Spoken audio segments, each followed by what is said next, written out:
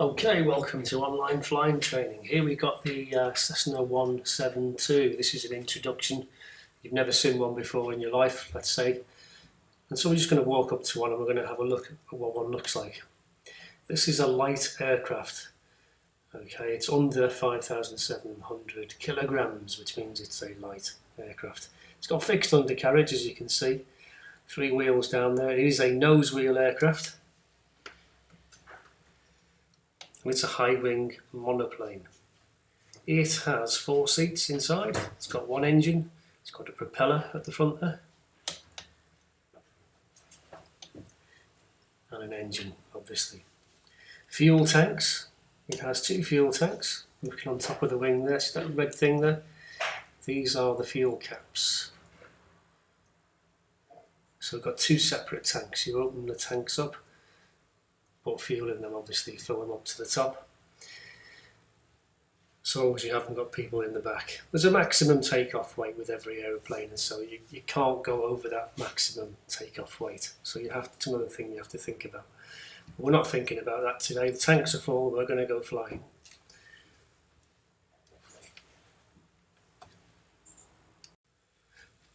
Okay, well, before we go flying, we've got to make sure the aircraft is ready to go flying. So we've got to have a walk around. It's called the walk around. And we just check the externals of the aircraft to make sure we're not seeing anything, any signs of damage or anything that's going to cause us problems in our flight. So we're going to go inside the aircraft first, then we're going to come back out. So we go inside and we're looking at our dashboard there, all those knobs and dials. And we're going to turn this master switch on. Just get that out of the way so you can see what we're doing. We put the master switch on. Then we're going to come across here to this lever here. This is the flap lever. We're going to lower all the flaps.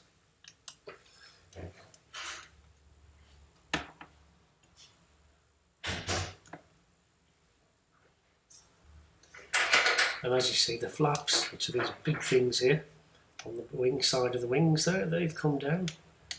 And we're going to start our walk around from the pilot's door, which is here. All airplanes are left-hand drive because they're made in America, that's why. And we're going to check for all free and movement of the controlled surfaces. The rudder's moving there as well at the back. So we generally start here from the door, and I will work my way around the back of the airplane from here. So I check this wheel first. Check the brake pipes, check the tyre itself, the condition, looking for fluid leaks, that sort of thing.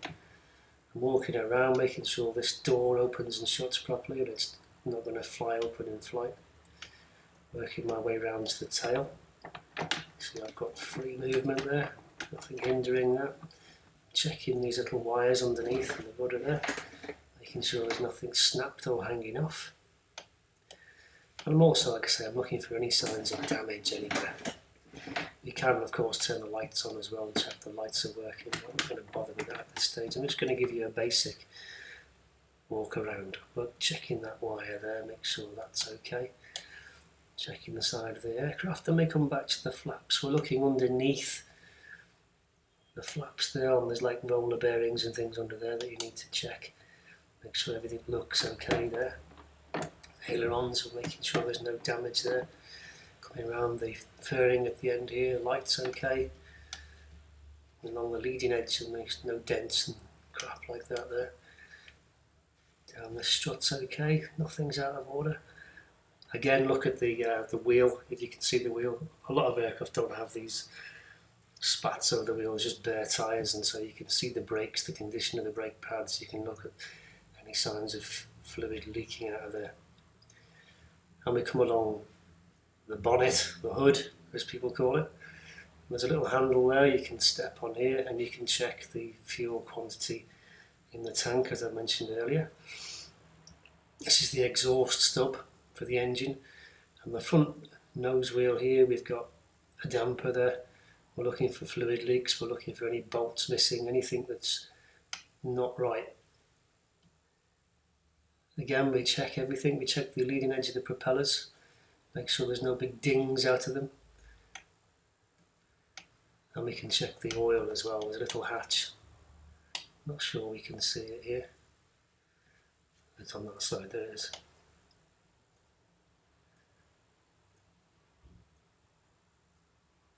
You can press that button in with your finger and that'll open up.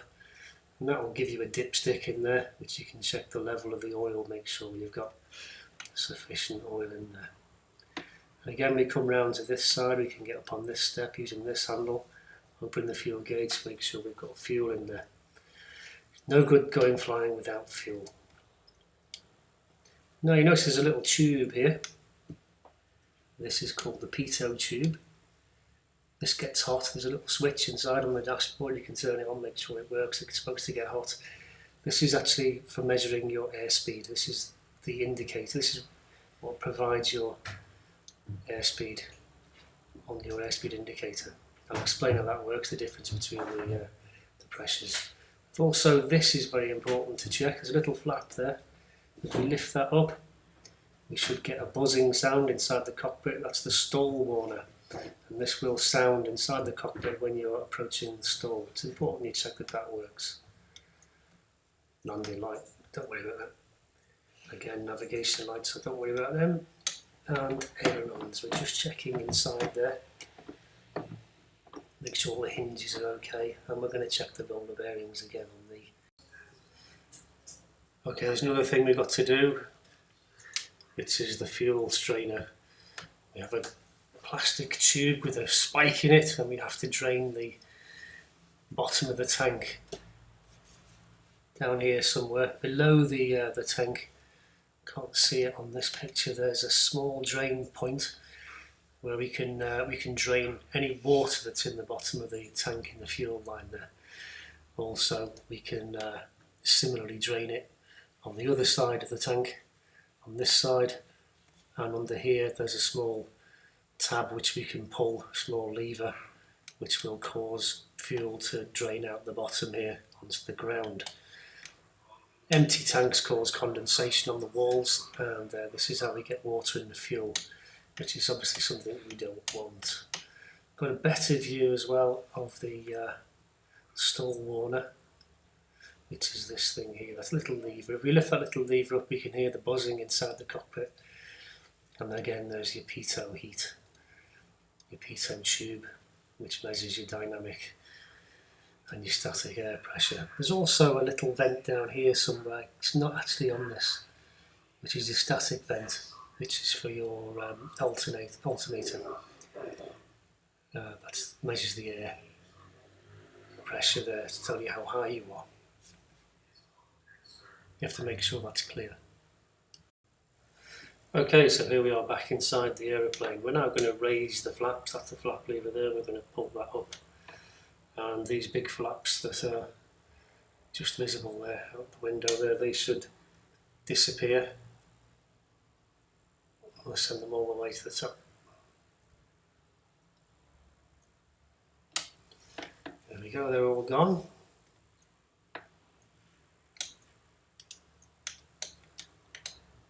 Now we're going to have a quick look around inside the cockpit. There's the passenger side over there, passenger seat, window over there. We've got seats in the back as well, which we're not using at the moment. 2 seats in the back. So let's familiarise ourselves with what we've got in here. The glove box there, look. There's a little puppet in there, see? Okay. I'm going to click that because that's the yoke. This is the flight yoke which we're using when we're flying the aeroplane. Okay, I'm just going to click that because that'll get rid of it out of the way for the time being. Here we've got a parking brake. We've got 2 rudder pedals on the floor. Now you steer the aeroplane on the ground with these rudder pedals. If you want to turn right, you push right. If you want to turn left, you push left. And similarly, we've got brakes. Left brake and right brake. So we will be testing the brakes later. That's the handbrake. I'll put that back on. This is a trim wheel. We'll be using that later. We've got to make sure it's set for takeoff, which is here. This is the fuel selector. It's selected to both tanks in the middle there. You can select left or right individually, but we're just going to leave it on both at the moment. There's a lot of things, dials and knobs and things going on there, but you don't need to worry about them. What we're going to look at are these main 6 here. This is the airspeed indicator. This tells you how fast you're going. This is your artificial horizon. The blue bit represents the sky, the brown bit represents the ground, and this represents your aeroplane. This is the altimeter. This tells you how high you are. We're going up in hundreds of feet with the big hand and thousands of feet with the little hand. Ignore this, ignore this, ignore this, ignore all this over here. Okay, this is something to be ignored as well. Ignore this, don't worry about this. This is your temperature for the engine, oil pressure, and of course your fuel gauge. You do need to know that one. Rev counter here. Down here, so we've already done the flaps, forget about all these knobs. This is an important one, the red one. We need to push that all the way in before we can start the aeroplane, because that cuts off the fuel. That's how we stop the aeroplane, and that's how we start it. We can push it all the way in. The black knob here, that's our throttle, that's how we make it engine rev up and down. This is our master switch, which is on, so that's off. So we need to turn that on before we can start the engine. You can turn our fuel pump on, and we can put the beacon on. There we go. Okay, now this is the ignition key. This is what we use to start the aeroplane. And we have a quick look around before we turn the key, make sure there's nobody there. And we shout clear prop out the window if we can. No, don't see anyone around. Okay, let's see if it cracks up.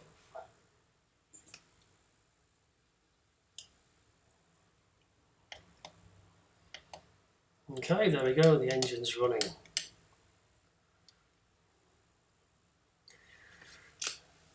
Turn the avionics master switch on, that brings up all the radios and the navigation equipment and what have you, but as I say, don't worry about them. These are all like fuses, they're contact breakers, they just make sure they're all pushed in. If one pops out, you have to push it back in again, and again here as well. Okay, and there's our flight yoke. We've got full and free movement. Everything seems cool.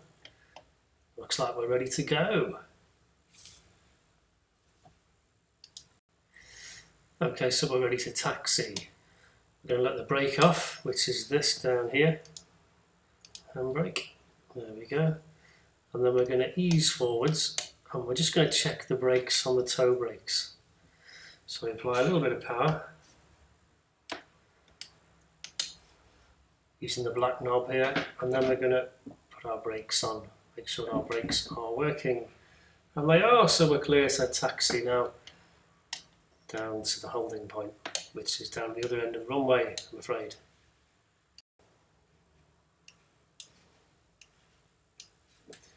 Okay, so remember what I said about taxiing with the feet. There we go, look.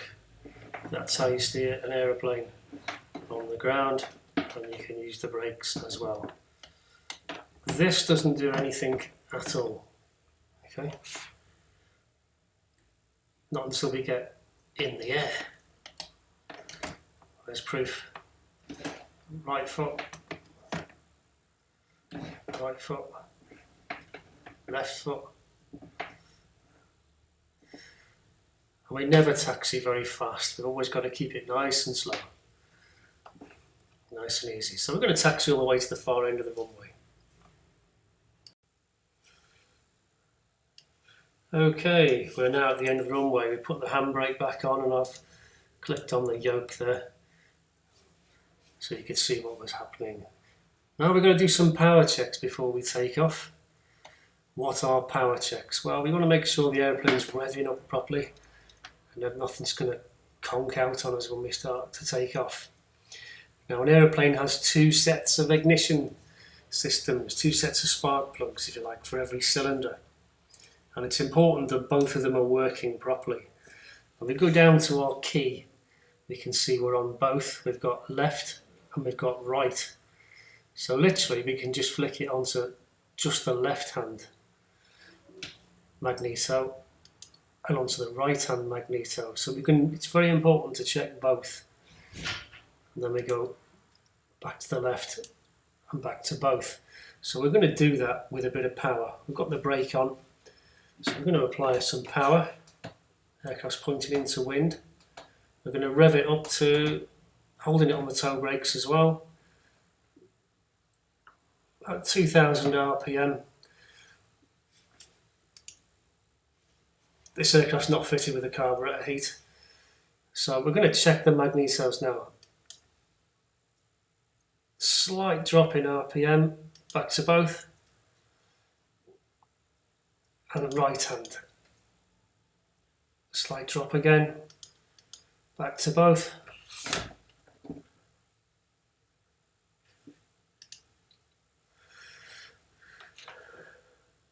Everything seems fine there. Okay. Final thing to do is make sure we've got full and free movement. Left and right rudder. No control locks in there holding us back. That'd be embarrassing. And we're ready for departure. Take the brake off and we radio the tower ready for departure.